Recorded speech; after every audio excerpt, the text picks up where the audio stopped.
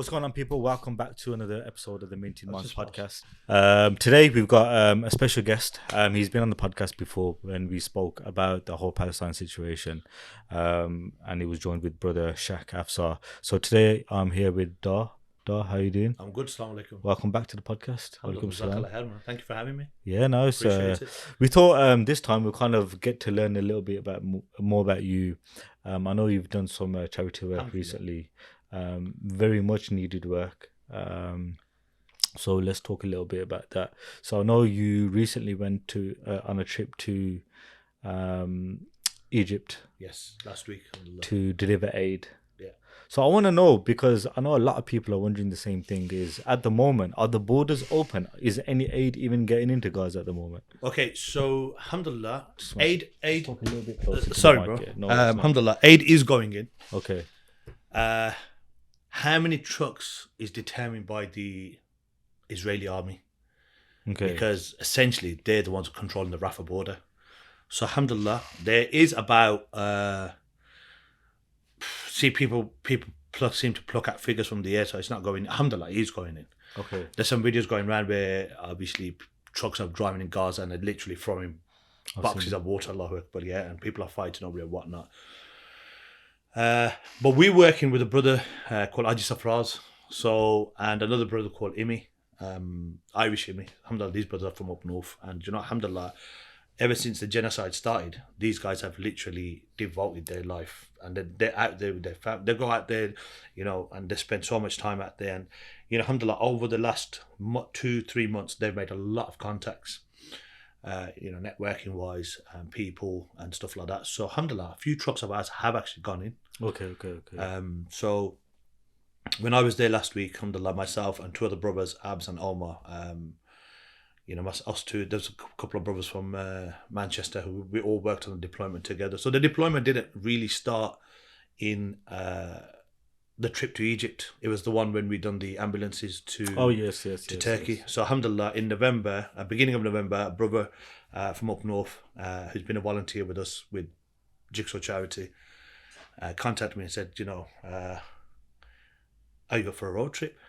And to be honest, you know, alhamdulillah, the couple of weeks before that, the one that went from Birmingham originally, it was Zaf. Zaf went with Saf and Imi, and these guys went up and they took some ambulances, and I think they bought them from Belgium, and they started driving, and I was adding on to the groups. I'm watching it, following it, alhamdulillah, you know, and in your heart you feel like, you know, alhamdulillah, somebody's doing something. Look, I'm not going to sit here and say, oh yeah, they're going to get through. Listen, there's always a possibility they're not going to get through. Of course.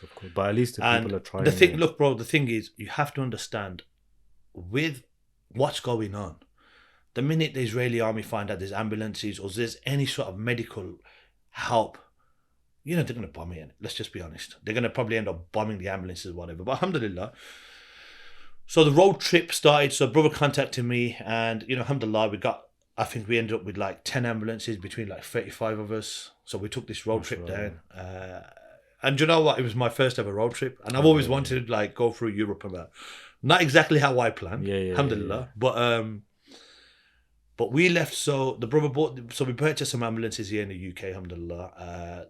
The brother, his family and friends donated towards it, so we were raising money. And I said to a lot of people, about to all my donors, I kept sending videos, like you see my videos all the time, alhamdulillah. And I kept mentioning the fact that the brother who started, so his name is Zulfi, so Zulf and his family all paid privately for these ambulances. So his few friends, family. Well, yeah. So a few of them got together. They donated toward these ambulances. So we bought 8 ambulances. How much is an ambulance? So the 8, I think the 8 set us back. They weren't actually the big ambulances. They were the small transporters. The wheelchairs going. It was them. And so I think they set us back about 17 grand, 18 grand, alhamdulillah. But the discussion that he had with his family was the fact that if they don't get into Egypt, we may take them into Syria. So which his family was fine with, alhamdulillah. But we carried on raising money, alhamdulillah. I think we raised somewhere around 250 to 300. Do you know if those ended up in? No, so I tell you what. So we ended up in Turkey with them. So we drove them from UK to all the way to Turkey, Istanbul. Amazing road trip, crazy road trip, bro. How long did that take you? 4 days. 4 days to get 4 from here days. to Turkey. Yeah. So we basically, so a few of the lads brought him down to Coventry. So Omar, top brother, alhamdulillah.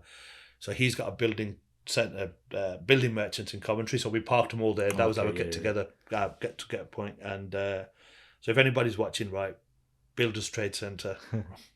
Don't mention my name because you won't get a discount. No, alhamdulillah, man. So obviously we got him there. You know, he one of his mechanics took a few of them, checked them all out, brakes, etc., oil changes, all that sort of stuff. So we left. Did you have to get them all insured and everything? Yeah. So we went insured. That must have cost you quite a bit as well, didn't it? Do you know what? Because we were literally driving them from like Coventry to Dover. Okay. It wasn't really Okay. much. So I was driving one, so I had a few other boys with me, and so there was like 3-4 lads in each ambulance. That's good, yeah. And so I'm driving down. We're on the motorway now, right? And I'm about 5 miles from Oxford Services. Okay.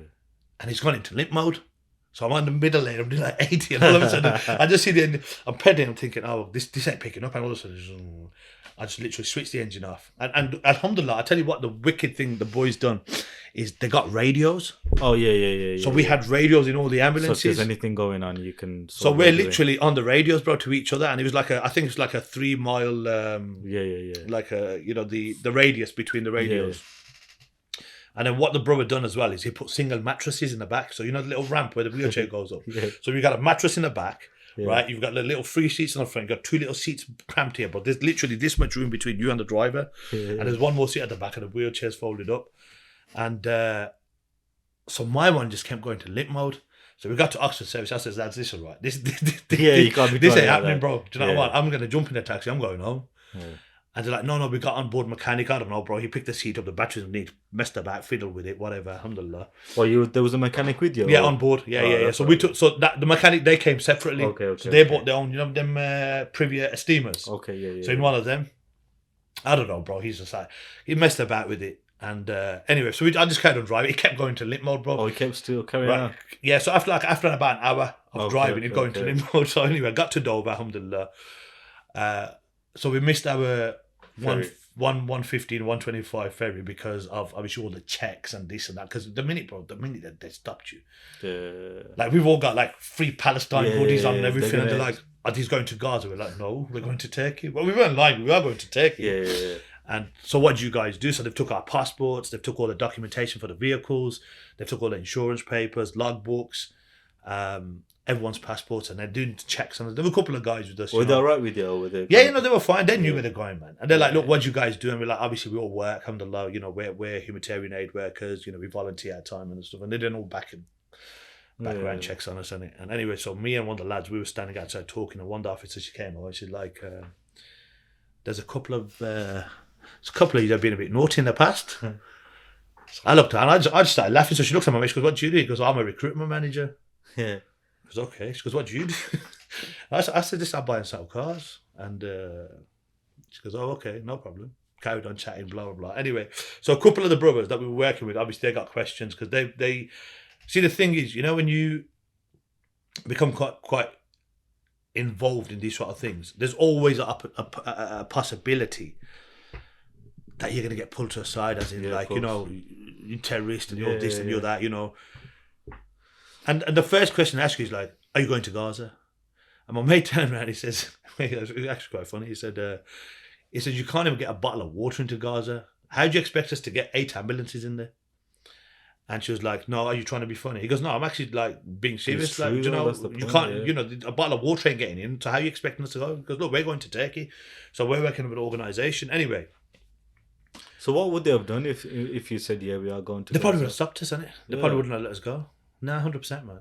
Bro, listen, man. It's you know,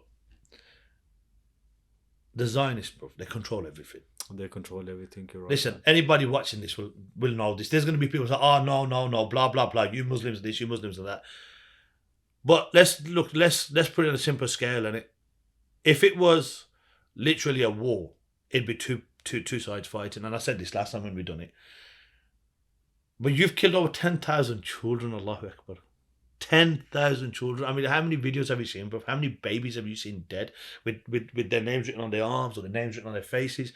I was watching a video the other day where the father was putting a packet of biscuits in his dead child's hand, you know, and he was like, you know, my child was fasting, Allahu Akbar, man. But anyway, so that being said, listen, it's funny because we got stopped in Germany as well.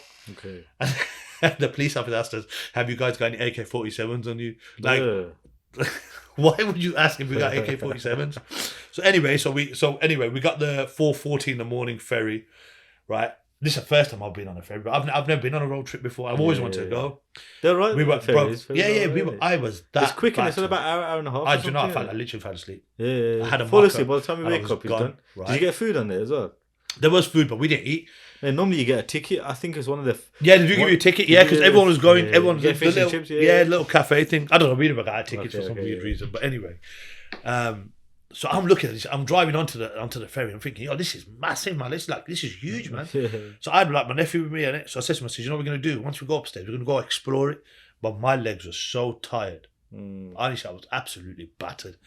Anyway, went there. We got some coffees and mockers and whatever. I literally had it, fell asleep. And then one of the lads comes like, wake up, we're here. I looked outside, it's light, 7 o'clock in the morning, we've got to Calais. So got to Calais, parked up, parked up outside the masjid was locked. And so we prayed Salah in the car, in the ambulance. And it was like, that's it boys, let's hit the road. Okay, cool. They kept a couple of brothers behind, so one of the ambulances stayed behind waiting for a couple of the lads. And so Tuesday morning, we drove from France, Calais, into Belgium, from Belgium into Germany, into Frankfurt. Got to Frankfurt about 9 o'clock, 10 o'clock at night, booked into a hotel, stayed there for the night. And then so Wednesday morning, that's it, boys, time to hit the road again. Okay, cool. Literally, we had like 4 or 5 hours sleep. You know, you gotta bear in mind, you've been on the road for hours. Yeah. So, you know, by the time I had a shower, I want to read a bit of Quran, catch up, pray Salah, everything. Done all that, just freshen up, get into a fresh pair of clothes and stuff. Done that. We've left Germany Wednesday morning. We've gone from Germany we drove through Germany into Austria, picked up somebody in Vienna, met him at Budapest, right? Stopped off. Sorry, so Germany, we went from Germany to Austria to Hungary, so through Vienna, into Hungary, into Budapest. Stopped off there 11 o'clock at night, stopped off, boys all linked up, so there's about 8-10 ambulances, loads of packies, obviously, 3 Palestine tops on, right? Alhamdulillah. Did you get any funny looks around the locals? Do you know what they were? Bro, come on, man, you got 30 packies standing there, you all of a sudden you start getting loud, innit? And then all of a sudden, all these ambulances are pulling up, and so alhamdulillah, we got there. How did you find the driving? Because I know the driving. Do you know what? Because I was just saying to you earlier, because I suffer with sciatica. Yeah. So I was all right. I drove from Birmingham to Dover into France, and from France, one of the lads took over. Yeah. So there was 5 of us in my vehicle, alhamdulillah, and so the boys were splitting. 3 of them were driving. So when we got to Austria, the lads were like, short turn. I said, all right, cool. I said, but look, I don't like driving in the dark because it gets too much. I start getting tired. Yeah. Right. Call it old age, innit? But alhamdulillah. You'd rather be safe than sorry, man. So I said to the boys, look, I'd rather drive in the daytime. It's better for me. Anyway, started driving. I think about an hour and a half, 2 hours into it, my leg started burning. Because my sciatica's in my right leg. Bro, my leg started burning. I'm saying to her, I said, listen, man, I can't drive no more. Now, obviously, it's getting dark. It was already dark, so it was about 6-7 o'clock. Pulled up into a petrol station. Anyway, and so one of the lads took over. But I tell you what, I'll give it to the boys, man. Boys were driving like 6 hours, 8 hours. So sorry, I was saying Germany, so we got stopped in Germany. Yeah. So a couple of brothers on the Tuesday night, a couple of brothers from Oldham or up them ways, up north. Up north, yeah. So what they've done is they flew to Denmark and bought a big ambulance from Denmark, and they've met us in Germany. So the next day in the morning, when we're driving in our convoy, on the radio they're saying, "Oh, lad, slow down. We can smell burning wires and all the rest of it." So obviously, like, a couple of us were in front. So I goes, lads, listen, what we're going to do, we'll pull up to the next services. And one of the boys goes, he says, look, I'll jump into their ambulance and I'll drive it because they're slowing the convoy down. Who's the big one? The big one. Yeah, the big one, right? So we've pulled up into this service station on the motorway in Germany. And there's literally, bro, like 7 small transporters and 2 big ambulances. And bro, the minute you pull out, everyone's like jumping out, everyone's running to a toilet. So there's me, bro. I've got my 3 Palestine hoodie on, I've got my Palestine scarf on, jumped out, and there's a police officer parked right there. So imagine we've pulled up here, and right by the exit, there's a police car there. Okay. So this guy's watching, thinking, hold on, what the hell's going on here? All British number plates in the cars other than the one.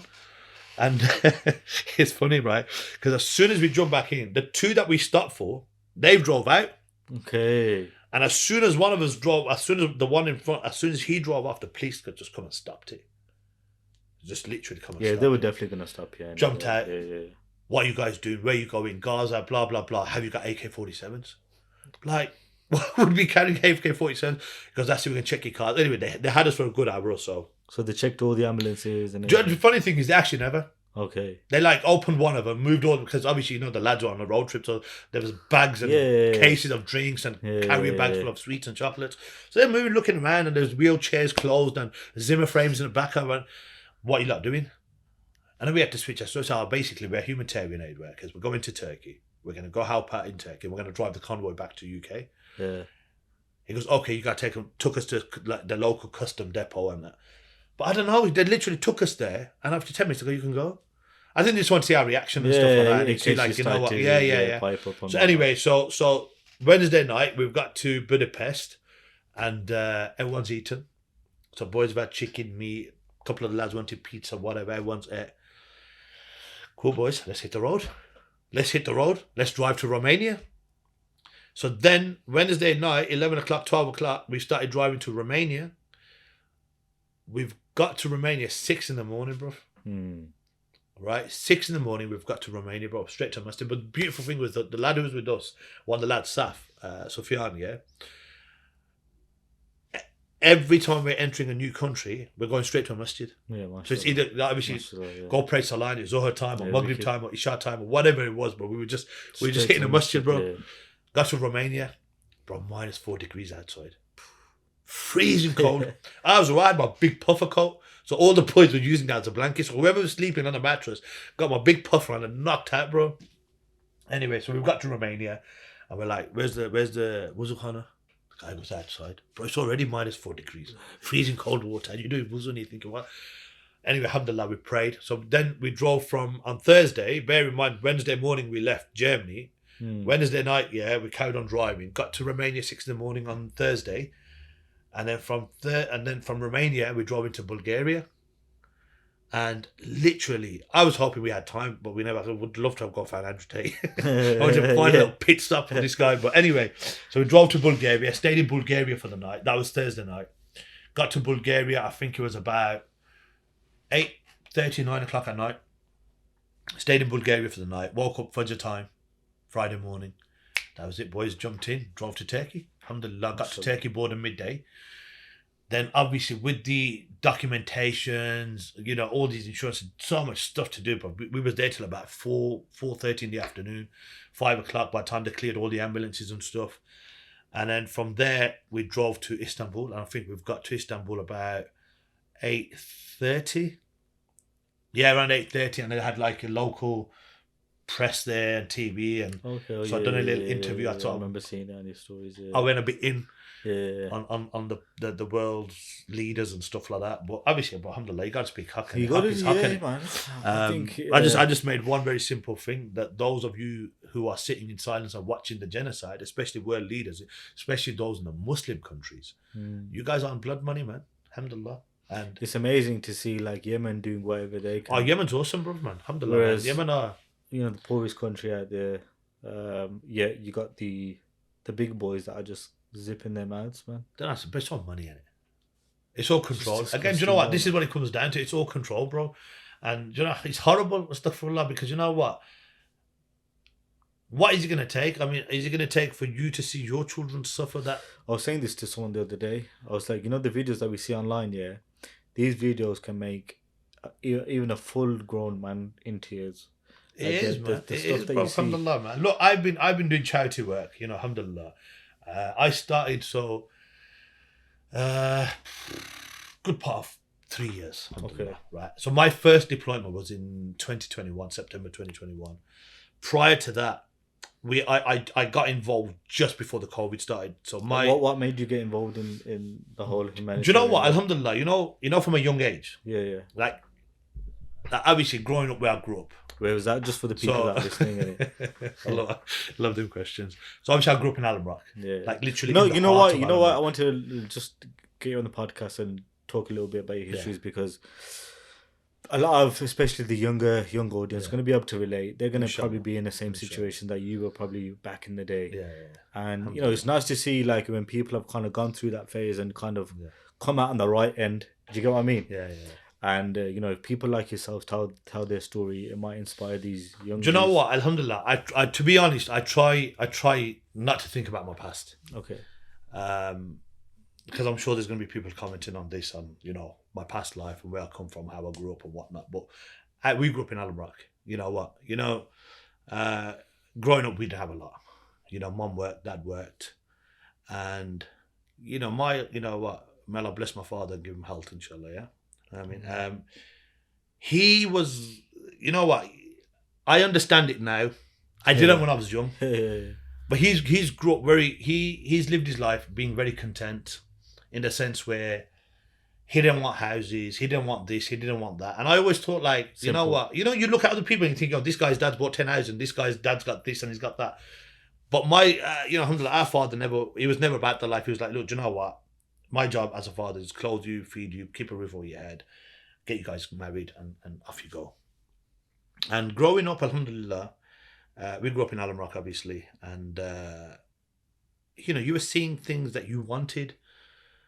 And I mean, it's a funny story. My brother's gonna probably kill me for saying this, but we genuinely couldn't afford it. Like, we couldn't afford a lot. I mean, don't get me wrong. I remember when, like, I don't know how old are you? If you I'm don't 34. 34. Okay, I'm 7 years older. Yeah. But I don't know if you remember the Sega Mega Drive. Yeah. Right. So when the Sega Mega Drive came out, my mum used to work in a factory. Yeah. But alhamdulillah, as hard as they worked, I remember my mum bought us Sega Mega Drive from the catalogue. There used to be a catalogue called K's Catalogue. Don't know if you remember it, right? But obviously that's what we got. Yeah. So you should get catalogues. I don't know if you remember them, right? Yeah. Anyway, but that's how. That was our highlight, looking through the catalogue. Yeah, exactly. And thinking, I'd love to have that, I'd love to have that. Nowadays, kids are, I've got that. I've got that. That's the difference. Pretty much, yeah. And, I remember mum bought it and it was on payments, weekly payments or monthlies, whatever it was. So, they gave us what they could to a certain extent. And you know what? Alhamdulillah, but obviously as we started growing up, we started seeing things, other people, cars, things that you want, bigger, bigger, and then all of a expensive. sudden, you live in such a society where it's very easy to get lost into. Do you get what I mean? Easily, man. And you know what? We got involved in things where may Allah forgive us for the things we've done, And the things you do, but you hurt a lot of people. You hurt a lot of families, and you know what? I try to give a lot of young brothers dawah on the basis of the life I've lived, not trying to be religious in any way or anything. I just try and make them understand that rizq is written from Allah, alhamdulillah. And you know what? I learned this, in different ways. We grew up, we were thinking, we don't know anything else. We only know the hustle life. And, see, when you hustle through your way through life, it doesn't necessarily mean being involved in just the wrong side of things.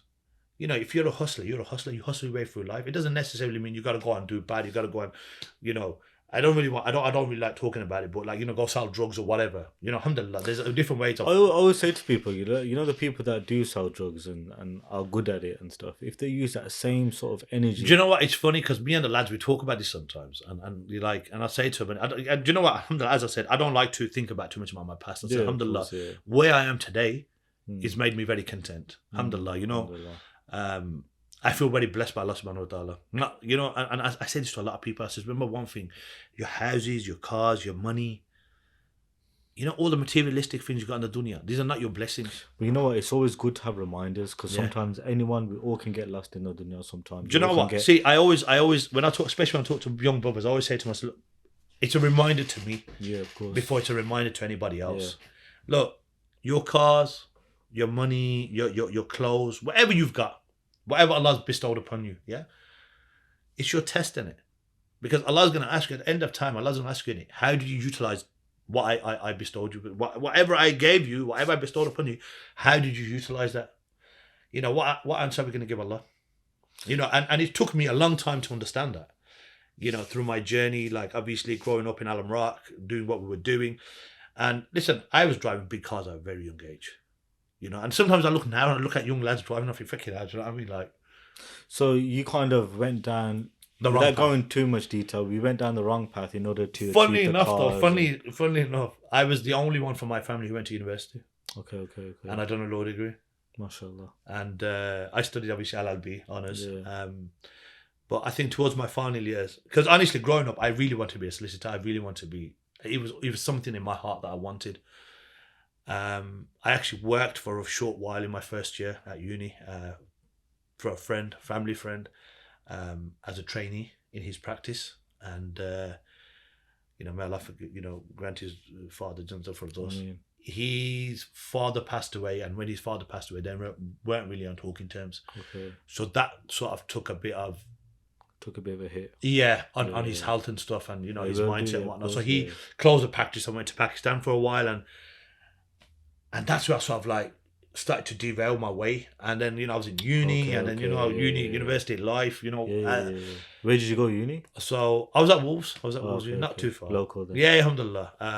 So I was the first one. For my family, obviously, to go to university, study and whatnot. And to be honest, if I'm honest with you, I think I messed it for myself. Okay. Do you know what? Because obviously I got involved in certain things as well whilst I was in uni. Why do you think you got involved in the? You reckon it was surroundings? Surroundings, money, lifestyle. Because I know people in Alam Rock. I know so many different type of people in Alam Rock. I know people that have gone the straight and narrow route. They become very successful in a career.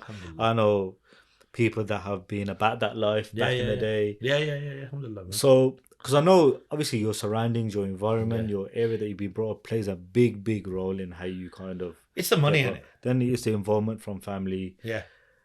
You know, okay, so you were after the money, the cars. Is that what it was? That kind of. It becomes a buzz, isn't it? Yeah. You know, it was funny because I used to get a lot of grillings from the boys, like my older brother, all his mates. Yeah. Like, I used to have the funkiest hairstyles. I used to wear the funkiest clothes. Yeah. Like, bro. Have you got any pictures? We can whack it up. Do you know what? I'll show you a picture, yeah? But this is only for you, not for camera purposes, yeah? Because you know what? I try not to talk too much about my lifestyle, right? So that's me when I was 20 years old. Okay. So that's at uni. I've got a similar picture, you know. Yeah. So, alhamdulillah, you know, like, look, so these are the kind of cars. I'm going to show you a car that we had.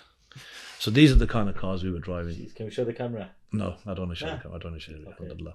Tell them what kind of car it is. You can tell them what car it is. A nice Porsche. Yeah, alhamdulillah. And look, that was literally, so you know the two kids that are in that picture, they're my nephews. Okay, mashallah. They're grown up, they're married, alhamdulillah. So you can imagine how long ago that was. But they were the kind of cars we were driving when we were in our 20s. You know, I'm 41 now, alhamdulillah. And at the time, you think that this is everything. You're untouchable, you're invincible, you're making money. But listen, they know who you are. They know what you're doing. They just wait. Yeah. They just wait until they know, you know what, the guy's got this, the guy's got that. And honestly, if anybody's watching, what I would say to you is, you know, for the sake of the akhirah, genuinely, for the sake of the akhirah, try and pull yourself away from it. I mean, I still meet people that are involved in their life, and you know what? I give them so much dawah. I was speaking to a brother not so long ago, and obviously, see, I don't, because what I look, Allah subhanahu wa ta'ala hasn't put us on dunya to judge anybody. Yeah, of course. Right? Yeah. I can't point my finger at you and say, you know what, you know, you're bad or you're this or you're that, because it's not. But I think, you know, with the whole judging thing, I think it's, if you're seeing someone doing something blatantly wrong, you should pull them to a side and say, but that. It's not, it's nice to give dawah. It's very nice to give dawah, and you know what? That's what I try to. Alhamdulillah, that's what I try and do with people. Yeah. And without being judgmental. No, you can't be judgmental. I can't be judgmental. Listen, I'd be a hypocrite. Because you know, people I think get put off when other people think they're better than them. Yeah. And then you know, it's funny you say that. You know, when I was 15 years old, right, and we had just left school, and because my birthday's always in the summer, and so I always miss the school birthday beatings and stuff. And I remember leaving school at year 11, and my mum was like, you know what, you need to get a job, because otherwise, you know, you're gonna go off the way your brothers are. My brothers were naughty when they were young, and my older brothers, and they should fight a lot and above everything under line. My mum used to always try and keep me away from, because I was the youngest then, so mum used to always try and shelter me, because you need to get a job. I remember, so me and one of my mates were walking, and we walked from Alum Rock all the way to Ladypool Road. Okay. Right, honestly, and we were stopping off like every restaurant, giving our name and trying to get a job for me. Oh, wicked, yeah. And I so remember this conversation that me and him had. And we were just talking. Who's this, your mate? So he's a very close friend of mine. We grew up together, yeah. And I said to him, and you know, like, you know, you're young, you're 15, you're saying certain things, and I turn around and go, you know, someone's such a bad person. And you know what he said to me stuck with me my whole life. He said, don't ever look at the bad people and think how good you are. He says, look at the good people and see how bad you are. Yeah, that's a sick. This is a 15-year-old guy telling me this. And I kid you not, my bro, that has stuck with me my whole life. Like from 15 onwards, that has always been in my head. And I thought, Allah Akbar, look at good way of thinking about things, actually. You know, we look at people that, he's messed up, he's messed up.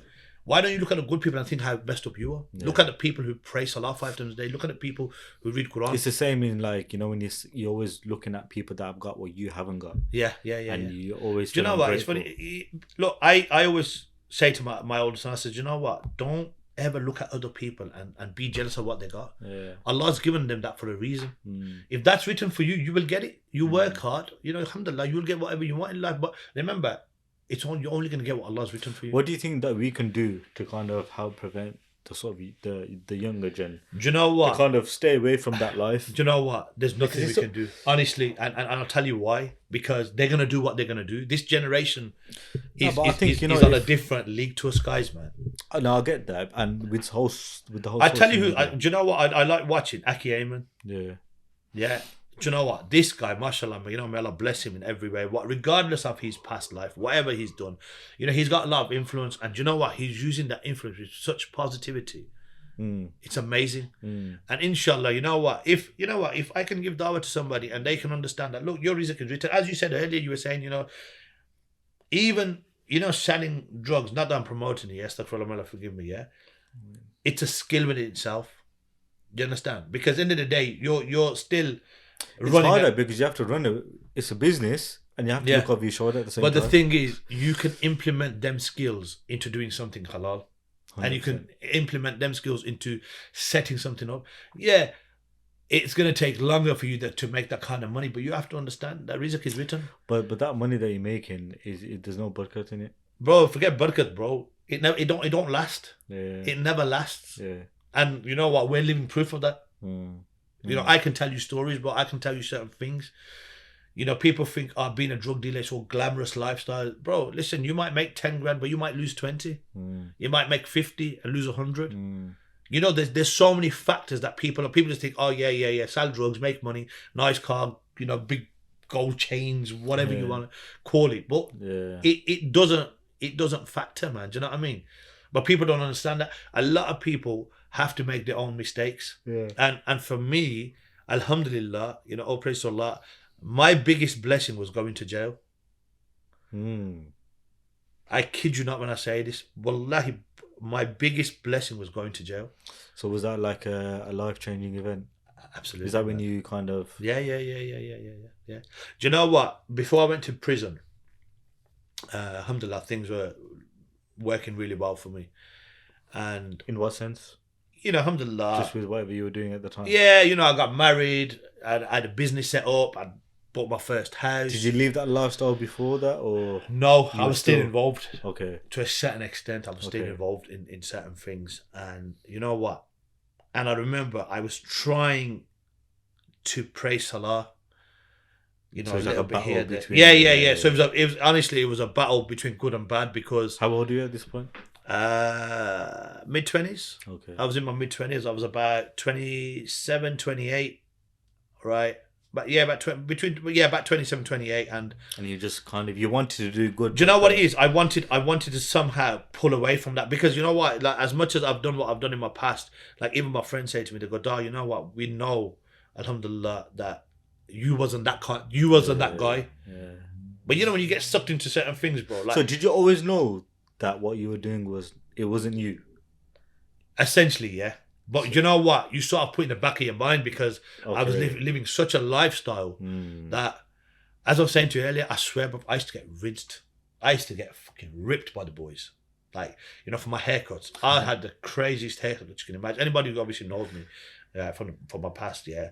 But I was always, alhamdulillah, I was always in loud designer gear. I was driving nice cars. Okay. You were out there, extravagant. Yes.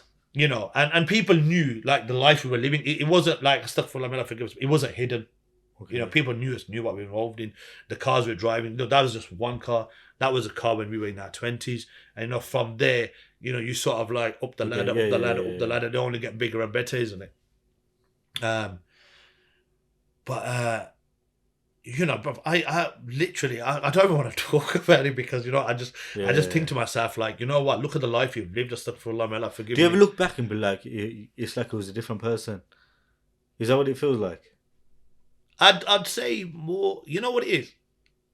Like, to be honest, I've always felt as if I could have done something different in my life. Right? Use my skills in a different way. I've always been sort of a pen pusher, office kind of guy. I've always done paperwork around the family, the mortgages. Like, always sorting the bills out and making. Is that one of the reasons why you wanted to become a solicitor? Just do you know what it was? I don't know. It was just something from a young age that I just felt that it was me. But alhamdulillah, obviously we plan by lives the best of planners. And anyway, so had that sort of. So life was going good. And then, obviously, as it happens, certain events took place. My older brother obviously got arrested. 3 months later, my door got taken off. They tied me into a conspiracy with him, even though I didn't really have much to do with what he was doing. But just by association. I'm not going to say I haven't reaped off the fruits in the past. May Allah forgive me. My older brother's always been there for me. He's always looked after me. We've always sort of stuck side to side, and anyway, so I got picked up on a charge, and at one point everyone was like, you know what? Before I got picked up, I knew I was going to get picked up. So obviously I put a certain few things in place, and people would say, like, "I'll go Pakistan." And I was like, "Listen, why am I going to run away for? Like, what am I running from?" Do you know what I mean? Like, it is what it is now, innit? You made the bed, you lie in it. So anyway, alhamdulillah, I got picked up. Ended up getting 7.5 years. And how long did you do? 3 years, 9 months. 3 years, 9 months. I was sitting in court, counting my fingers, what year I'm coming out. Yeah. But, Did you know you were going to get sent down, though? Yeah. Okay. Because they tied me into certain things, and it, like, obviously. What was your family's reaction at that point? Like, was it kind of like... Do you know what? When when you go to jail? Yeah. It's all right. You get on with it. Do you understand? But you're not the one that's suffering. Your family is. It's everyone else. Yeah. Like my older son, you know what? May Allah bless him. He's 12 years old now. He was only 5 months old when I went to jail. Yeah. And first. My older son. Yeah, man. Alhamdulillah, my eldest, and I came out after his 4th birthday. So I missed the first 4 years of his life. Birthdays, and. There was times where I was ready to give up everything, man, just to be with my son, man, be with my family. You know what, honestly, it makes you realize. But you know what I was saying to you earlier, that when I was praying, when I was trying to read my salah, and I was still involved in certain things, I kid you not, I used to make dua, say, Ya Allah, pull me away from this life. Honestly. Was it not just a matter of just walking away? You couldn't, man. You can't. It's hard. It's not that simple, is it? Nah. But listen, you've got a mobile phone, bro. The phone's ringing all the fucking time, innit? You leave your house with nothing. People are expecting things. People are... Yeah, you leave your house... Bro, I used to leave my house with nothing on me. And I used to go home, my pockets used to be full. Astaghfirullah, may Allah forgive me. I'm not promoting anybody. If anybody is watching... This is just to kind of... Yeah. And you know what? And I kid you not, right? And I used to pray salah. And I used to make dua, Ya Allah, pull me away from this life, right? And funny enough, one day what happened is somebody phoned me for something, and it was a friend I went to school with. And he phoned me for something, and I turned and I said to him, I said, you know what, bro, I'm just going to pray my Isha, yeah. and I'll come and see you. as as bad as it sounds, so I went to see him, and he looked at me and he was like, "Bro, pick your path in it." yeah, like, what were you playing at? Like, Yeah. you're reading your salah and you're Yeah. doing what you're doing." And I'm not trying to justify what I'm doing by salah. My salah is for me. That's my farz. Allah's, because I was at that point where I wanted to change my ways. I wanted to try and, obviously, bro, you're starting a family up. You've got, It's interesting you said that, because a lot of the time people won't pray their salah because they're involved in XYZ. Yeah. Or you've just done something that you shouldn't have, so it kind of of prevent course. you from. But they say that you shouldn't. You should continue to do your salah, Look, your because salah is going your to farz. protection. Look, salah is your farz. I'll give you an example. Right? Look, bro, may Allah forgive me. I'm a sinner every day. Yeah. You know what? And I say this to a lot of people. I say, when I look in the mirror, I see the biggest sin on the dunya. I don't look at anybody else's sins, bro. I look at my sins. We sin every day. Knowingly and unknowingly we sin. So may Allah forgive us on that. Secondly, bro, the thing is, right, as I said to my friend, I'm not trying to justify. Look, I was praying my salah for one reason. Why was I? Because every time I was praying, I was asking Allah, Ya Allah, pull me away from this life. Do you understand? He doesn't know why I'm praying my salah. To me, he's like, yo, you're the geezer who does this, but at the same time, you're trying to pray, you freaking hypocrite. Do you know what I mean? Yeah. But Allah knows what's in my heart. And that's all that mattered to me. And, in the Quran, and the story of Yusuf alayhi salam, when obviously he was living in the house and the king's wife tried to seduce him and so forth. He made dua to Allah, Ya Allah, pull me away. And he was in prison for 7 years or whatever. Yeah, how many ever years he was in prison for. It's mad, because I remember getting picked up and getting thrown into remand. I thought, fuck, how am I going to do this? Do you know what I mean? And I'm reading, bro, everything you can imagine. I'm making dua every single day. Listen, I'm not going to sit here and say, yeah, I was lying. But listen, I was begging Allah, Ya Allah, you know what? Get me off this charge and I'll do everything. I'll stop my ways. And now my phone's off anyway, so I'm not bothered, blah, blah, blah. But he never. And the first day or the second day that I got, because my older brother he was already on remand. Okay. So when I got taken in, so I was on an induction block, and he came over, and I kid you not, right, and he bought me a big bag of munchies and whatever. Your brother? Yeah, my older brother, because he'd already been in for like. Are we in the same place then? Does not keep? Yeah. Now we literally done our sentence together all the way through, man. Alhamdulillah. And he came with this big bag of food and stuff like that, yeah. And he gave me a prayer mat. He looked at me and he goes, mate, you might as well fucking pray, because we ain't going nowhere. Yeah. And you know what? So alhamdulillah, I started to pray salah. What I done is I went to the multi-faith room, and obviously they have the chapel and the multi-faith room, and all this, that, the other, alhamdulillah. So I went there, I picked up a couple of books, and I started praying my salah again. And I picked up a Quran from the room. It was a brand new Quran. I picked it up, I took it back to my pad.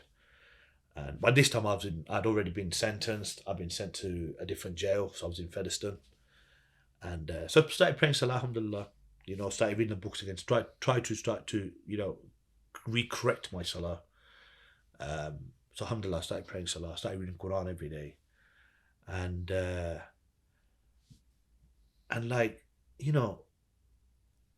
as time went on, I realised that this is what you asked Allah for. Do you understand? Honestly, a certain amount of time into my sentence, I sat there and I thought, do you know what? You sat on a prayer mat asking Allah to pull you away from that life, and Allah put you in jail. And now your life, alhamdulillah, look at it. And you know what? Alhamdulillah, man. That for me is honestly one of my biggest blessings in life. Obviously, my kids are my blessing. Yeah. But this, bro, this was, and I remember I was meant to pick my dad up from the airport that morning. And I got the day you up. got picked up. yeah, the day I picked up. So my brother went to pick him up. My other brother went to pick him up. He's like, where is he? He's like, oh, he's gone to jail with the other one. Stuck for Allah. You know what? It's kind of disappointing, to be honest, because you know what? You don't realize how much you hurt your family. Because at the time you seem to think that you know it all. It's all about you, innit? It's all about you. Yeah, because the money's good, this, that, the other. But you know what, bro? I know how much it hurt my mother, how much it upset my mum. May Allah subhanahu wa ta'ala give her health. Yeah. And you know what? I know how hurt she was, especially being the youngest. That we went Pakistan in 2000. Me and my brother back in 2002, and that's why I got gold tuft done when I was young. And I remember coming back because my older brother he had like his top 4 done in it, and he's like, "Come on, get one." Because my older brother has always been like me.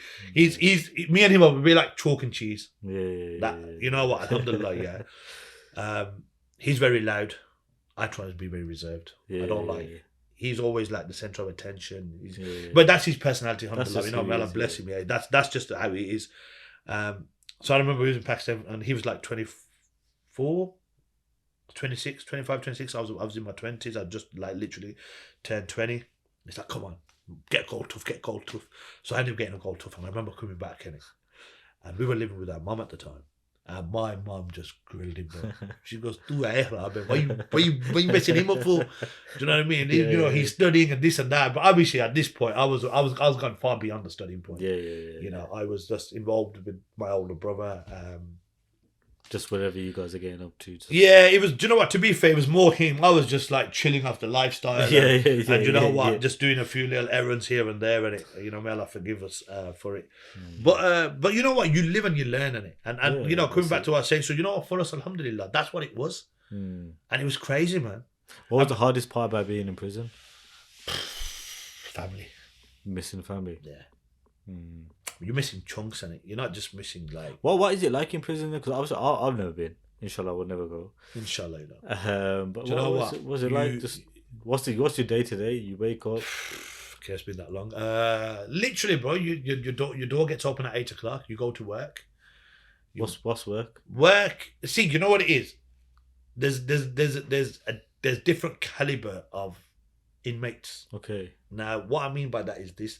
You know, when they know that, you know, you have a certain, not a reputation, but you're like, you know, you have a certain acknowledgement out on the streets. They treat you different. Who's they? Like the screws on it, like okay, you know the prison officers and stuff like that. Okay. So when we were in Featherstone, so what was happening was obviously because it's a local jail. So all the uplifts were coming down, all the local lads were coming, and they were like, all the boys. Yeah. Like everyone, you knew everybody in it, and whenever they're coming and they're saying to like the screws on it on the induction block, "Oh, can we go to house block 1? Why? My cousins are there. Who's your cousins? Are the Azers." So one day, so my older brother, he was a listener, so he had access to jail. I was an insider in it. So basically, you know, new prisoners come in, so we go through all the letters with them and everything, and show them how the prison system works. But that gives you access to all jail at any time. So what we used to do every so often, we go like, you know, every couple of days, like go to induction block. You know, someone news come, go there, bro. And the thing is, bro, you always go there and you make sure the brother's all right. Have you got any food? You need tobacco. But obviously back then you can have tobacco and stuff in it. You need anything. Nah, it's all vapes and shit now. Apparently. I've been out almost 10 years, so I don't know. But it's all vapes and stuff. But apparently, tobacco sells crazy price in jail, man. Yeah. It's like... people are making a killing. Yeah, man. But I've been with people, bro. I've seen parcels come in jail, bro. Madness. Right? And I'll tell you a funny story about that, actually. So, yeah, man. So the officer pulled us into the office. He goes, "You to come here?" He says, "Listen. How many fucking cousins have you like got?" I'm baffled. Obviously, when he's called us to the office, I'm saying, "Bro, what the fuck? How come he's calling us?" I'll be in trouble, sort of thing. And he goes, "How many fucking cousins have you got?" And I'm like, "That's what you on about?" He says, "Every Asian who comes here, he seems to be related to you guys." Do you know what I mean? Like, what's going on? But alhamdulillah, it's just the fact that you know somebody. Were you ever in there with anyone that you didn't get along with, like any beef or anything? It wasn't. I got attacked. It wasn't beef. Yeah, I got attacked. I was asleep, and I got attacked in my bed. Yeah. The brother was. You know, I forgave the brother a long time ago. I don't think his mental state was right. Okay. Yeah, he had some issue with somebody else, and in his head, for some weird reason, that I'd put a hit on him or my brother put a hit on him or something, and I was asleep, and then they opened your door and they walk off down, and the geezer came to my cell and attacked me. But yeah. Well, the prison officer, he opened the door. Because what they do is they open your door and they go in it, open the next one, open the next one, open the next one. Oh, and then he just kind of snuck in. Yeah, he snuck in and. Because why you'd be still sleeping? I was knocked out, bro. I was knocked out, so I was dreaming. But alhamdulillah, it is what it is. Craziness, man. Craziness. So yeah, no, there was a few people. You know what it is. You know when people see like you get your head down, people do try and take the piss out of you a little bit. Yeah, because I'm just trying to think. Obviously, what they're saying. Enough for me, bro. Honestly, enough for me. I don't give a shit about nobody. I just wanted to do my sentence. I didn't go in there to make friends with nobody. I knew I had to go guilty because there was too much I wouldn't say evidence, but there were certain aspects that I don't want to run trial. Because as the judge said to me when he sentenced me, he said, I'm going to start you off on 10 years and I'm going to give you a 25% discount, because the judge can give you up to 33% discount at judge's discretion. And he says, because you didn't plead guilty in the first instance. When you went to a police station, you were pleading your innocence, that you were innocent, you had nothing to do with it, blah, blah, blah. So therefore, I'm knocking his sentence down to 7.5 years. I had 2 charges. And it goes, had you ran trial and you were found guilty, I would have started your sentence anywhere between 12 to 14 years. So, you sit there with your barristers, because I was trying to... What were your barristers saying? That you should plead innocent? Nah, they were just saying, listen, man, go guilty, man. I was like, listen, man, I ain't got a fucking choice. I'm going to get a sentence. You know what? So I did. I was trying to get my charge conviction changed. Yeah. Okay. But the prosecution agreed to it with my legal team. They agreed to change my conviction, but the judge didn't. Oh, it's all done at the judge's discretion. Yeah, it's all done the judge, isn't it? Yeah. So the judge was like, nah. He goes, I believe this was a family enterprise. So me and my brother were obviously involved, whatever. Because first they tried putting me on top of the indictment, like, you the main man. I'm like, fuck you, now. What do you mean I'm the main man? He's the main geezer. Do you know what I mean? We screwed me for, right? And it was quite funny, because my barrister come in. He says, listen, mate, they're putting you on top of the indictment. What do you mean they're putting me on? It's not even my thing. I didn't even get caught with anything. Do you know what I mean? I just got picked up from my house 3 months later. But alhamdulillah. But yeah, so they put me second on the indictment, and they put my brother first as lead role, put me in significant role, and then a couple of our codees. The people that you were involved in at the time, are they still about now? Like, have they changed their ways? Are they like, without obviously, I'm not saying we're gonna no, alhamdulillah, yeah, alhamdulillah. Do you know what? I'll be honest with you, I had doubts about my older brother, because how heavily he was involved. What do you mean doubts? Like, I thought maybe when he comes out he'll get involved, suck back into it. Okay. But alhamdulillah, man, he never, man. Mashallah, may Allah bless him, and may Allah keep on the... Because it's not a lifestyle that you can easily just walk away from, is it? No, man. Time? And also that temptation. Bro, let me tell you, when you're making a lot of money, bro. Listen, I'm not just saying this to you, bro. We were young, we were in our 20s, and you know what, bro? We were making stupid money, man. We were like... I genuinely, I don't like talking about it. Honestly, like sometimes even when I get together with friends and he's like, oh, do you remember this happened and that happened? Why is it that you don't like talking about it? Other than we're not here to expose our sins. Yeah. This is just I try not to think about my past. I try to, I try to focus on, where Allah's put me now more than anything. Is it like scary looking back? I wouldn't say it's scary. Alhamdulillah, I am who I am because of my past. No, exactly. Alhamdulillah. It's not scary. It's just, you know what? It's like a sense of shame. You know what it is? You could do 99 good things and do one bad thing in it. You're only going to be remembered by majority of people for the bad thing you've done. 100%. And you know what? Alhamdulillah, lot of people that I meet now that have been in my with me in my past, that know me from my past, they just literally, they'll stop, they'll come and see me, they'll praise me, oh brother, mashallah, amazing work, alhamdulillah, may Allah bless you and everything. And do you know what, bro?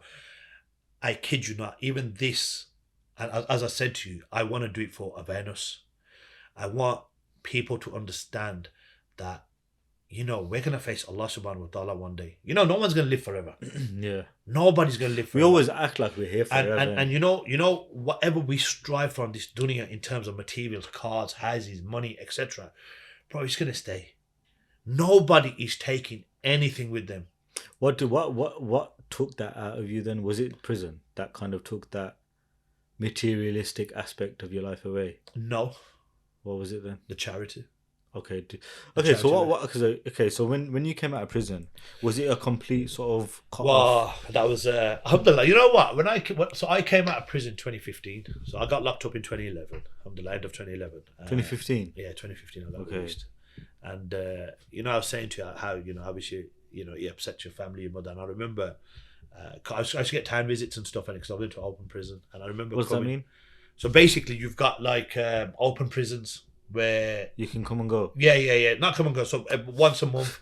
Back then, once a month they'd give you like a 4-day home leave. So you could go home. So you go home, It's a 5-day home leave, so 4 nights you stay at home, 5th day you come back. Was that straight away? You could do No, that? no, no. That was like after about just over 2 years in my sentence. So what they generally do is obviously it's more for like long termers and stuff like that. Well, to be honest, it's for a lot of people. It's like as long as you, it depends on the nature of your crime. Okay. So There's if you're a lot of like violence and danger things to like the arson, society, danger to society, then they're not. It's very hard for you to get that. But they look at your behaviour inside as well. But it's more of a parole system. Okay. But see, I always find it strange that people that are involved in drugs, it's not seen as a threat to society. It's mad at it because you know what? They're a lot leaner on it for some strange reason. It's probably because you're not violent towards anyone. It's more just what you're doing is illegal. Alhamdulillah, may Allah forgive us, but you're ruining lives, isn't it? No, you are ruining lives, but you're not out there. But yeah. So essentially, I suppose that's how they see it. So anyway, so after about 2 years into my sentence, I was given like decap, which is open prison. So you go there, your cells are never locked. Oh, sick. Do you understand? So your cells are never locked. The one I was in Hull Grange in Redditch, and they had dorms. So it was an old listed building, like a manor house. Like a proper estate, bro. That's been turned into a prison. So was that a big change for you going from one place to Nah, another? not really. I just got used to it, man. Do you know what it is? For me, it was a matter of as soon as I got sentenced, I literally just cut the outside world out. Yeah. I didn't want to know. I didn't care about nobody outside. I didn't want to know who's involved in what. I was just getting. So for you, visits. that was like, I don't care. Don't. My life is here. Done For the next 4 years. For the next 3 years and 9 months, I'm in jail. I just want to focus on doing my sentence and going home to my son. So was that mentally, as soon as you were sentenced, like, yo, scrap this life. I'm not going back to that life again. Alhamdulillah. Is that what it was like? Maybe not straight away. Okay. Maybe not straight away, because I did say, brother, we're going to get hit with some pockers and stuff like that. So we need to think about how we can pay him. Yeah. May Allah forgive me. At the beginning. But my older brother decided that was it. You know what? As soon as all this happened, as soon as we got locked up, he was like, no, you know what? Scrap it. Done. I'm not going back to that life ever again. And then so I got open prison, so we were coming out regular, coming home. And I remember like coming home, and my mum was here from Pakistan. I went to visit my mum, and it was Salah time, and I took out the prayer mat and I prayed Zohar on it, and I just remember seeing that smile on my mum's face, thinking, oh wow, like how have my kids gone from the life they were living to this, because bro, astaghfirullah, may Allah forgive us, bro. There was so much jahiliyyah, there was so much haram going on in our lives. I'm not sitting here and saying that I'm a pious person, I'm a devout. No, but you've changed your ways. But alhamdulillah, I'm not here to please anybody. Yeah. I just want Allah's acceptance. That's it. I just want to please Allah subhanahu wa ta'ala. That's it. Look, as I said, I'm a sinner of every day. May Allah forgive me. Yeah, and the thing is, I do what I do it for me. I do it for my akhirah. As I said to you earlier before we started this, I said, look, I'm a kind of person that with everything going on in the world, I can't sit there and just live my life in peace, knowing that the ummah is suffering. How can I go and spend £100 on a steak, knowing that the ummah's not getting food? Did you see the way they were running towards those trucks that were coming in? Brother, this is what I said to you. Look, I've been doing deployments, alhamdulillah. I started traveling. But sorry, the question I wanted to get to was, so as soon as you came out of prison, what got you involved in the volunteering and humanitarian? So a couple of years, obviously about 4 years, like being out. One of my business partner, friend, very, very close friend, mashallah, may Allah, bless him, may Allah protect him, and may Allah give him all the ajr as well, of what I do, because he's the one, he phoned me up one day, it's like, he went on a couple of deployments, and obviously I gave him some charity money. I said, I just sadaqah for my kids and stuff like that, sadaqah for my parents, my kids, and he was like, look man, I need to raise some money. I need to raise X amount of money. So all right, cool. So I'll make a few phone calls. So alhamdulillah, pulled out my phone, made a few phone calls. Started phoning people in my contacts. You know what, we need to look.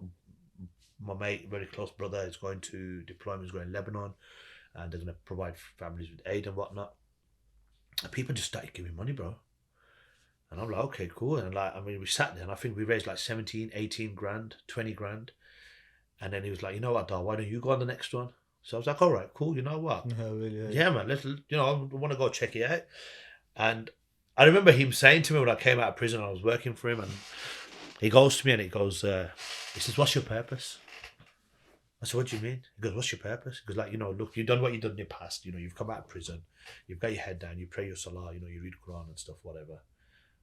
But what's your purpose? And I looked at him. I said, I don't know. I said, no idea, bro. I said, all I know is, like, I've just done 4 years. You know what I mean? Yeah. And the way I see is, I'm not going to go back to the life I was living yet.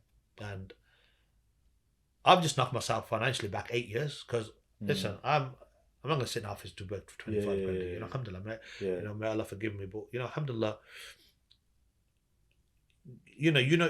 as a person, your capability and what you strive for and how things are.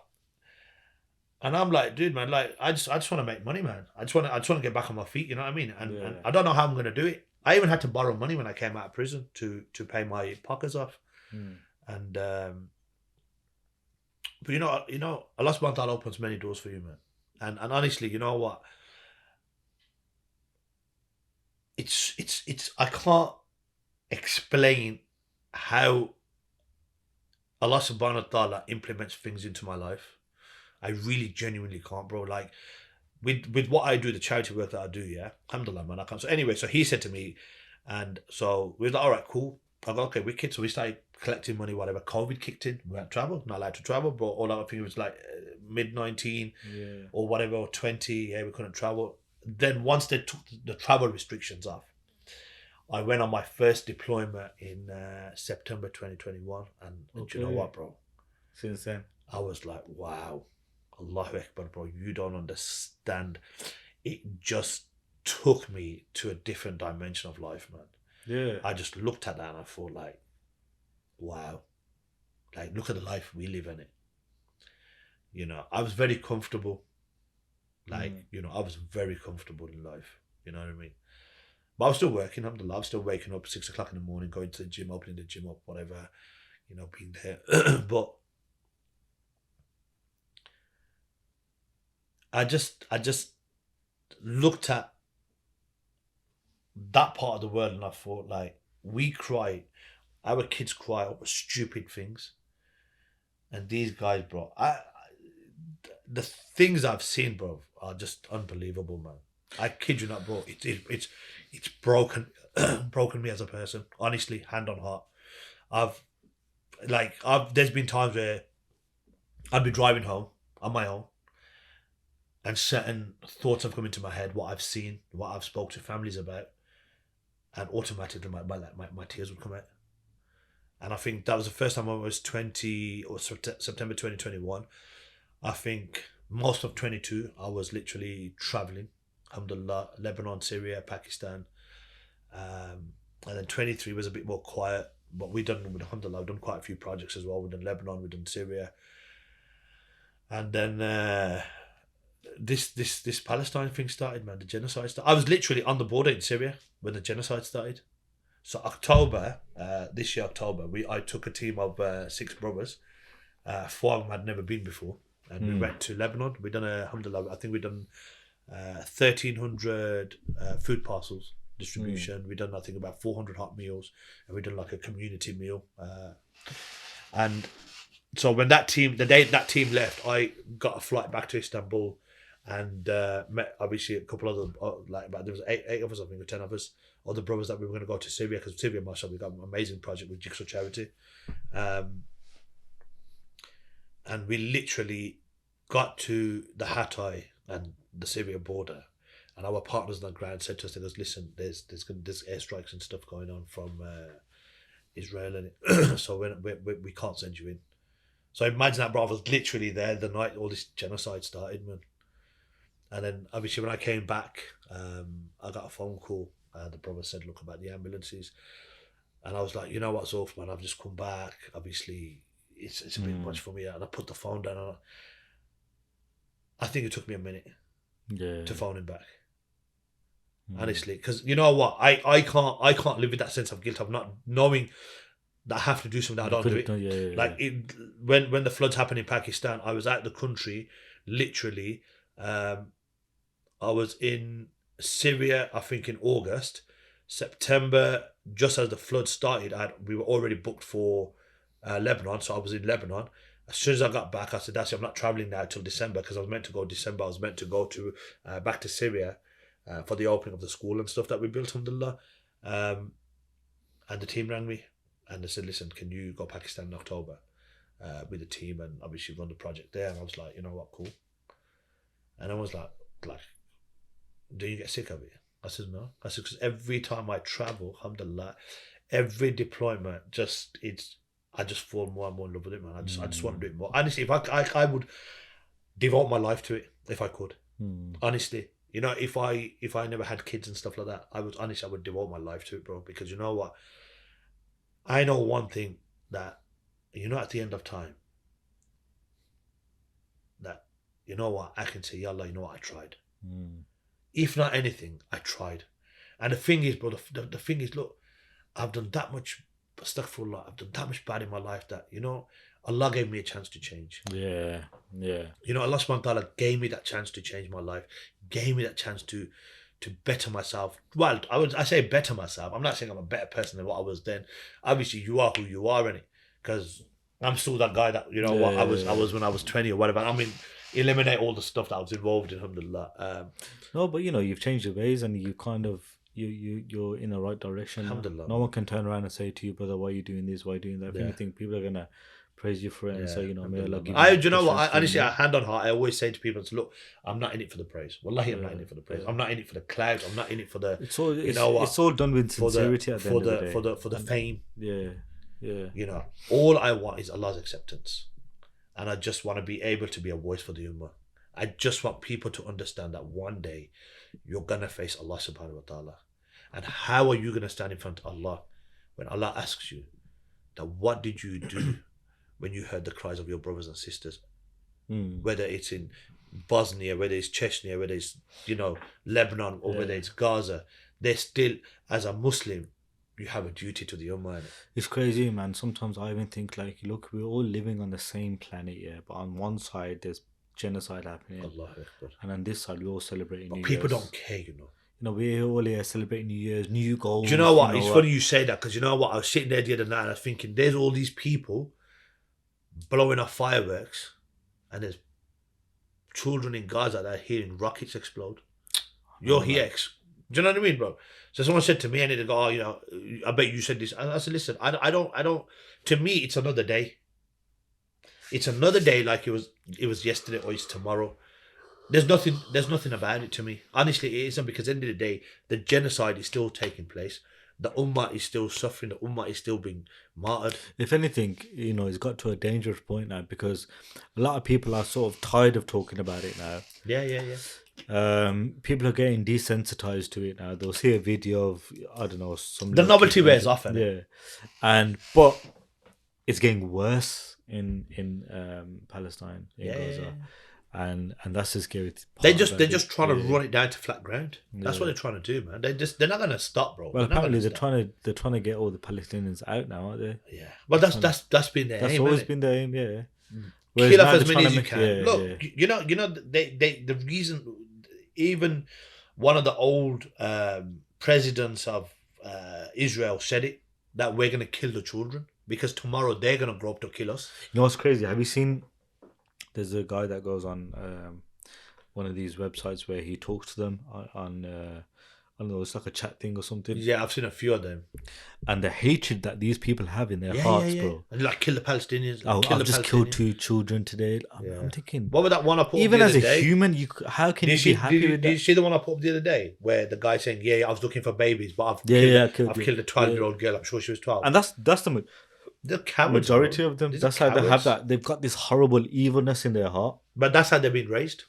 Exactly. That's how they've been raised. That, you know what? The Palestinians they're the danger. And then it's only because of America that they're able to do what they're doing. Because America's providing with the ammunition, the guns. Of course they are, man. Of course they are. We could go on and on about this, man. And it's crazy, man. Alhamdulillah, man. But yeah, alhamdulillah. So for me, man, I think the important part is always going to be the fact that to be able to try and create awareness for people to see, people to understand. Well, may Allah give you the strength to keep doing this good work. Honestly, I'd love to give dawah to the youngsters. to explain to them that, you know, this life that you're involved in. I mean, like, look, bro, when we grew up, man, there's freaking shootings going on. People are stabbing people, shooting people. I always say to people, man, like, look, the amount of energy you're gonna be putting in going into the wrong lifestyle. If you put that into something halal, correct, you'd kill it. You know what it is? Honestly, I tell you what it is, right? And the problem is this: we lack tawakkul. We lack trust in Allah. Yeah, you're right. Because you know what it is. You know, if we had that tawakkul in our hearts, we would say, okay, you know what? I'm going to set this up, and I'm going to be patient if it's meant for me. Because look, obviously, bro, there's a saying in it. Look, Allah subhanahu wa ta'ala says in it, whatever is written for you will find its way to you, whether it's buried under two mountains, and whatever's not meant for you, it will leave you, even if it's on the tip of your tongue. How many times, bro, have you bit something that's fell out your mouth and you've never ate it because that rizq is not for you? You know, how many times have you ate something, you've gone somewhere and, bro, it's mad. I tell you why it's funny, because this a few years ago, one day I remember, I was dieting and stuff like that, and I was craving fries. Absolutely craving fries, but I was on a diet. Yeah. And so I stopped off the job, I'm going to get some fries. So I bought these fries and I'm eating them, but I'm sitting in the traffic lights, I'm eating them, and guess someone come knock my window. And they go, mate, I haven't eaten for days. Well, later they gave it to him. I'm not telling the story because, oh yeah, the guy gave. What I'm saying, the reason it wasn't for you, innit? Because you know what? As much as I craved them, bro, that rizq wasn't for me. Yeah. That rizq was for that person there. Yeah, 100%. Do you understand? That rizq was for him or for her. It wasn't for me. You're right, man. But sometimes we get so like sucked in, chasing what isn't meant for you at the end of the day. No. 100%. My thing is always just work hard. Put your head down. That's it, man. Do you know what, man? Look, my advice is, look, you know, we were talking about Salah earlier, and I said to you know, when you start praying Salah regular, you start reading namaz on Salah every single day, you know, it's gonna slowly, it's gonna start pulling you away from certain things, because you're gonna think to yourself, do you know what? I need to be pure. I can't go to a masjid, or I can't read my Salah if I'm not pure. Do you understand? And then, you know, someone's on the phone, oh, bro, we're going to do this. And like, you know what, I'm going to miss my Salah time. Or can we stop? Can we read my Salah? You see, automatically, it starts to pull you away from certain things. You know, Hadith of Prophet ﷺ was that. You know, eventually you become your company. The people you sit with, the people you spend your days with is who you become. I think the past two podcasts I've done, we've had this discussion where how important having the right people around you is. And you know, like for me, bro, I've got the most amazing, like-minded people who are in this for the sake of Allah. And you know what, bro? And you know what? You know, we go on these deployments. It's a bunch of lads. It's the boys. Do you know what I mean? And you're having a laugh, you're having a joke. But the thing is, you know, everyone has their own little part to play. Yeah, and you know what? Their own little experience to take away from it. Because every deployment we go on is different. Every deployment, like now, this one we've just done, this one in Gaza, bro. This one, not in Gaza, sorry, Egypt, bro, killed us. I kid you not. So basically, there was our group. So we were. So was it to take aid into Egypt and then from there? So no. So the brother Safraz, I was telling you, Safraz, the brother from Oldham, yeah. So mashallah, he's made that many connections out there that they were coming. So he made So he met a brother he's a doctor, but he's got his own water manufacturing plant in Cairo. Okay. So he met this guy, went to him, was like, want to buy water now? I think what happened is around the winter time, I think most of these factories closed. So he was selling the water, I think it was 48 Egyptian pounds. And per bottle, I think it was. And he gave it to him for like 40. So he was buying obviously truckloads of him. So the guy goes, look, I'll give it to you I'll knock 8 Egyptian pounds off, whatever. I think it's like, the rate we were getting was about £60 to British pound. So through him, he made like connections with people selling flour, people selling blankets, you know, women's hygiene packs, baby milk. So certain products were quite expensive. So there was, and he's done, mashallah, he's done amazing. He's done so many trucks already, bro. And so when we went from here, we went to get 10 trucks. And I think them 10 trucks, we ended up getting 9 in the end. I think them 9 trucks set us back about £50,000, alhamdulillah. And then there were some brothers from Luton, Peterborough, and Batley. There's about a good 20 of them, 25 are top lads, bro. Alhamdulillah, man. May Allah bless them, yeah. A couple of lads from Birmingham that with them as well. And these guys were doing 25 trucks. So the day me and 2 other brothers landed, me, Omar and Abs, the day we landed, we landed there, we went to the warehouse, had a look at it. Okay, this is what he's going to be doing, this how many pallets you got to make, so forth. The Friday, it was a sort of, not, I wouldn't say it was a day off, but it was like, you know what, they're not working today. Deliveries are coming on Saturday. But we had a meeting with somebody else who had another water plant, which was about 2.5 hours away from Cairo. Drive killed me, bro, my side, because I'm sitting in the middle between 2 big geezers, bro, and I can't. I'm going to say to the geezer, bro, I'm having to sit like this. He's like, put a pillow under you, yeah? Alhamdulillah, bro, so much pain. Like, the guy's like, brother, I take shortcut. But this was the longest shortcut you can imagine. It's like, listen, it's like the guy took us into a desert, bro, and the passenger, the connection, he was quite a big guy. There was me in the middle, there was another brother here, big lads, and the driver's like a proper small little skinny geezer, and this guy's driving like this on the like little rocky roads and desert everywhere.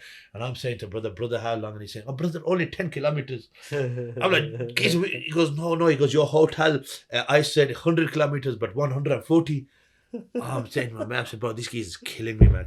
Yeah, we gotta get there anyway. So the Friday we spent like that. So Saturday we started making our pallets, alhamdulillah, and we were doing the blankets. And I think we got like 29 pallets ready in that one night. We had to do 72, I think it was 74 pallets of blankets, 74 pallets of flour, and I think it was 72 or 74 pallets of water. So the brothers that were there, 3 brothers that like got earlier, one a local lad from Aston, top lad, brother, you know, may Allah reward him, man. Him, Fizan, and there was his 3 other brothers from Peterborough. So they they chipped in with us to start helping us. Now their trucks weren't coming till the following 2 days, and their boys weren't coming till the following 2 days. They were stuck in Tunisia, and they were getting a lot of grief in Tunisia, bro. Like, you know, are you going to Gaza? Why are you going to Egypt? And we want to see your flights out. Yeah, man, bro, they're horrible people, man. I'm telling you, bro. Wallahi, the world is horrible, bro. You know when you go to a different country and they're just asking you, are you going Gaza? You just gotta say no. Yeah. You're gonna say, are you helping the people? Gotta say no, because you know the more you tell them, bro. They said to the lads, you need to tell us if you're going Gaza. If you're going Gaza, we're sending you on next flight back to Heathrow. The boys like, nah, man, we're going to Turkey, we're going to Egypt, we're going to see the pyramids, and we're going to do this, we're going to do that. Anyway, so alhamdulillah, so them boys helped us out. And the day our trucks were leaving, there was our 9 trucks on the Monday, they were leaving. And my flight was back early hours of Tuesday morning. But they're 2, so imagine you got a massive lorry, yeah? And then you got another trailer on the back of it. Bro, 4,800 and something bags of flour, of atta, bro. 25 kilos. We had to take them off. Bro, we were covered in flour. And you know what, bro? The boys just smashed it out, man. We just literally, I got to the boys and said, we're not stopping. There's a few brothers kept saying, let's take a break. I go, forget the break. I go, because this truck is blocking hour 9. And hour 9 need to leave because there's time. Everything's scheduled, you get me? Yeah. I go, look, we gotta bang it, but alhamdulillah, man, bro, we smashed it, man. I literally, when I finished it, I went back to my hotel and had a shower. I felt like, you know what, I'd just done a full body, bro. My shoulders, my back, my arms, absolutely killing. Nah, but it was wicked, man. It was just amazing, bro. Then we drove to, alhamdulillah, so in Cairo, so you got the Rafah here. Yeah. So next to Rafah, you got a town called Arish. And just before Arish, the crossing between Arish and Ismailia. So the furthest we can go was Ismailia. So we took our convoy of 9 trucks to Ismailia, parked them there, and basically said our goodbyes. And then from there, they cross into Arish, and then they wait in Arish until they get clearance. And then they cross into the Rafah. There's loads of trucks there. But how they cross into Rafah is this. So the IDF, the soldiers, the Israeli soldiers, take the truck. They take the truck? They take the truck into Gaza. So no, look, Allah knows best how much aid they actually give or not. We don't know that. But look, what we said was, look, we're gonna, inshallah, we're gonna get these trucks into firstly the ambulances. We're gonna get them to Turkey. We got a phone call last few days ago from Brother Safraz to say that there's a Qatari brother who's got his own shipping company. So he's on the 15th of January, This is what we've been told, alhamdulillah, that he's going to ship the 7 or 8 ambulances that we left in Turkey to Egypt on his ship. And then from there, inshallah, we're going to try and slowly send them across.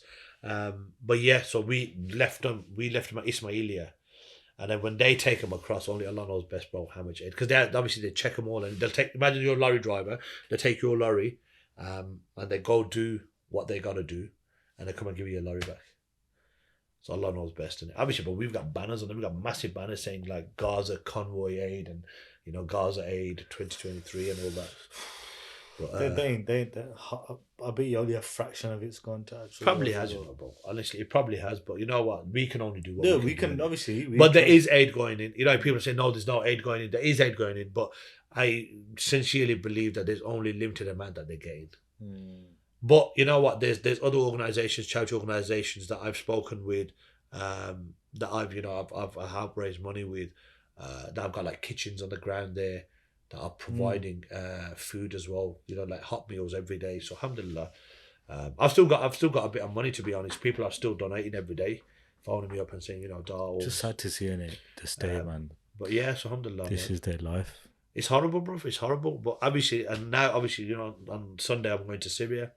But I'm raising money for Syria as well, because then people still obviously need food as well. Yeah. So, you know, alhamdulillah. The work doesn't stop. It don't, alhamdulillah. I'm glad it doesn't. Yeah. I love it. I genuinely, I love it. If people want to get involved in this type of stuff, like on deployment, alhamdulillah, man, anytime. How would they? So what was the route they need to take? Because I'm sure there's loads of people out there that want to get involved. No, there is, man. There's always people who want to get involved in it. And you know what? It's amazing. You know, may Allah subhanahu wa ta'ala guide all of us, man. May Allah bring us all closer to the deen. And more importantly, you know, give us the opportunity to be a voice for the ummah and help the ummah. I think for me, that's the most important part, honestly. One thing I do say to a lot of people, please don't make it tick the box exercise. You know, don't be like, oh yeah, I've done charity work. You know, if you're going to do it wholeheartedly. That's what I believe. Because look, remember one thing. Rizq is from Allah, innit? Yeah? We're just a means. You know, we say we're the wasila, that's it. We're the means. Look, whatever is written for them people is going to find their way to them. Whether it's to me, whether it's to you, whether it's to somebody else. Yeah. Why? Because Allah has promised that rizq to them. How much they don't know, only Allah knows that. So look, do you know what? It's funny enough you say that, because on Sunday I was doing my collection at Al-Bracken, a brother, good brother, mashallah. I grew up with him. I come and obviously started talking to me. He's like, Darr, man, you know, how, you know, like, make the one that Allah called to me as well. I just look. I said, first of all, you need to ask Allah subhanahu wa ta'ala. Be sincere in your dua. Ask Allah, Ya Allah, you know what? Aid me in the right way. Guide me in the right way. And you know what? Allah will. As a secondly, look, so generally how it works is what we do, for example, we do so this deployment we're doing on Sunday, inshallah, to Syria, we're raising £25,000 minimum. That's gonna give us we're gonna be able to buy, inshallah, 1,000 food parcels and provide 1,000 families with a bit of food, inshallah. Yeah. So one of the reasons we're going as well is obviously we're gonna go visit. We call it Jigsaw Village, alhamdulillah. So last year, we built 500 houses and a school for 1,300 children. So alhamdulillah, we're going to go visit the school, the families there. I don't know if we're doing distribution on that side. And then when the earthquake happened early last year, I forget when, 2024, and so alhamdulillah, when the earthquake took place, so Jigsaw Charity was one of the organisations that was on the ground there. We had just come back in December. We had just done the opening for the school in Kamuna. It's in Idlib in Syria. We had just come back, and another team was prepping to go in January, but because their permits never came on time, they had to reschedule, and that's where the earthquake took place. And alhamdulillah, bless the brothers, yeah, alhamdulillah, man. I think we raised in a matter of about 3 weeks or 2 weeks, I think we raised about £600,000. And out of that, so what we did out of that, so that the team that was meant to go in January ended up going in February, a week after the earthquake, and they made a little we call it tent city. So we put 200 tents there, fully furnished tents. And when I say fully furnished, I mean like, you know, the carpets, the little floor mats and the mattresses and little cooker, a stove and all that sort of stuff.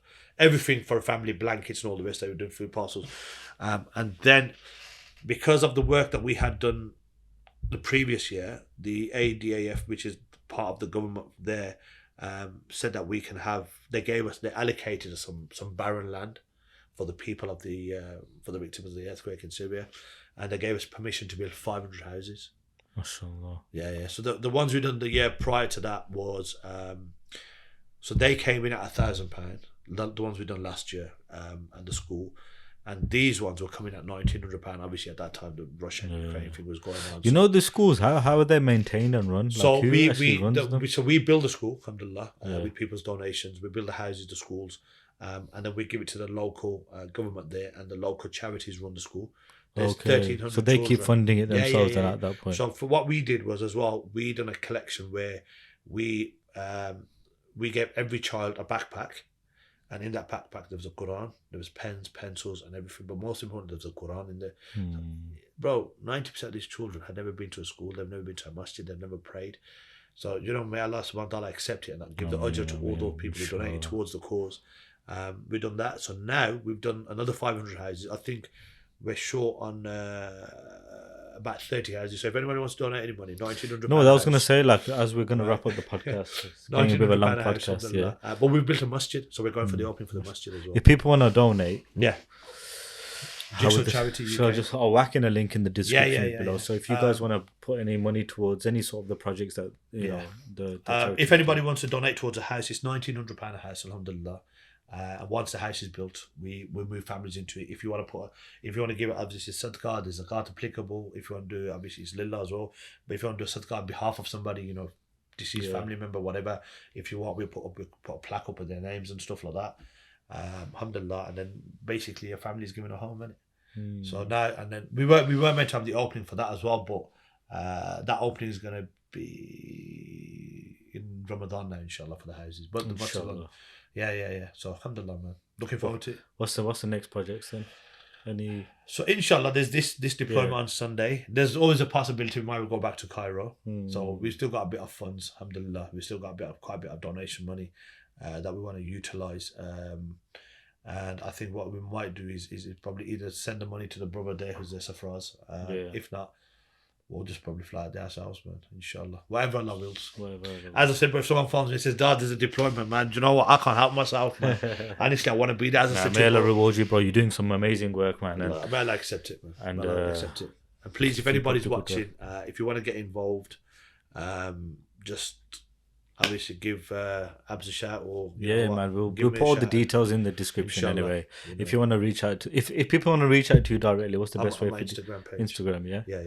Guys, I'll tag it all down below if you want to reach out to Brother Darr for any more information regarding charity work or anything like that. But other than that, we'll see you on the next one. Inshallah. Assalamu alaikum.